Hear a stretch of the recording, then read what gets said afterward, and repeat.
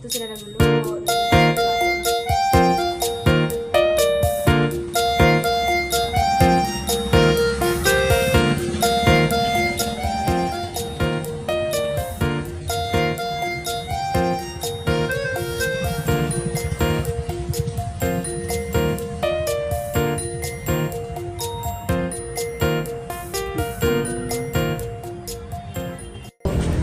Hi guys! For today's video, ang gagawin natin ay mag-house tour tayo. So bago kami pumunta dito, humingi muna kami ng permiso para makapag-house tour. At itong bahay na ito ay bahay sa lolo at lola ni Jigs at ni Stefan. So, what are you ready for? Let's go!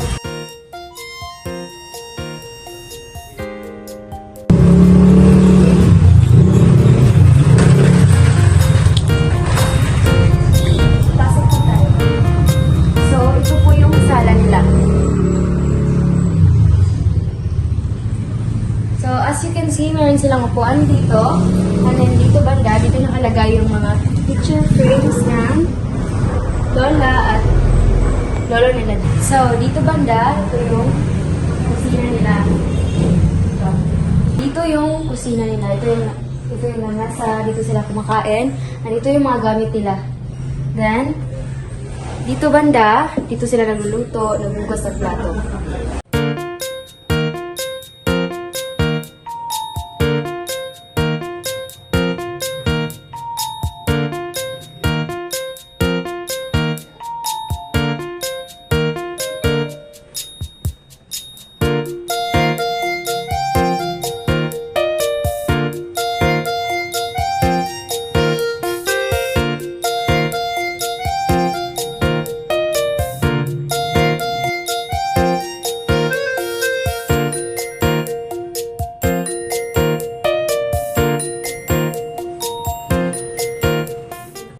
So, dito banda, dito yung CR nila, tsaka may 3 kwarto.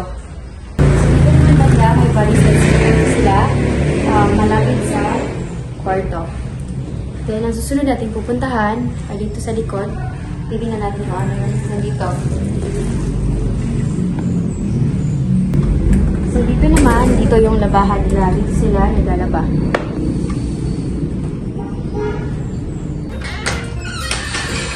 So guys, ito yung isa sa kwarto nila. At itong kwarto na ito ay paanakan ko dati. Kasi yung lola nila Jigs, isang midwifery. So, ito. Dito yung laman ng kwarto.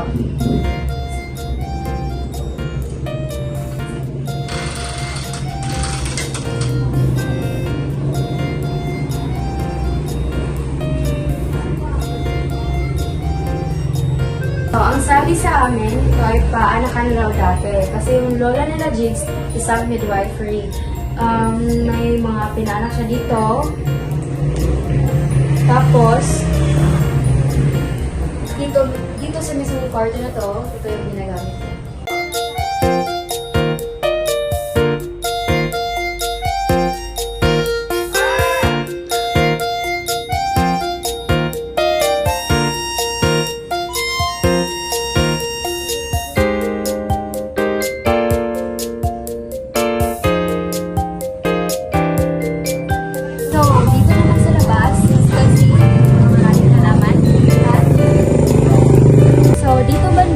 Hali kayo. Ito yung swimming pool nila dati. Kaso ngayon, wala na siyang tubig kasi parang hindi na kasi naggamit. Kaya, ayun, pinuhanan na yung tubig.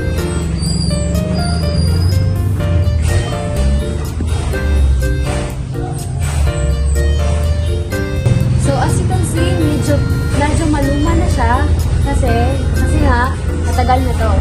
Hindi na nagagamit. Susunod natin pupuntahan ay yung balon sa likod ng bahay. Sabi sa amin dati, ito daw yung pinakasikat na balon dahil dito kumukuha ng tubig ang mga tao na ninirahan dito. So, tara.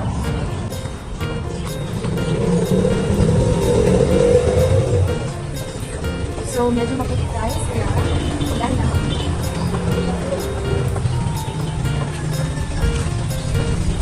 So, ito yung balon na sinasabi ko. Matagal na siya, kaya hindi na nagamit. pantakip sa ibabaw kasi nga hindi na siya ginagamit.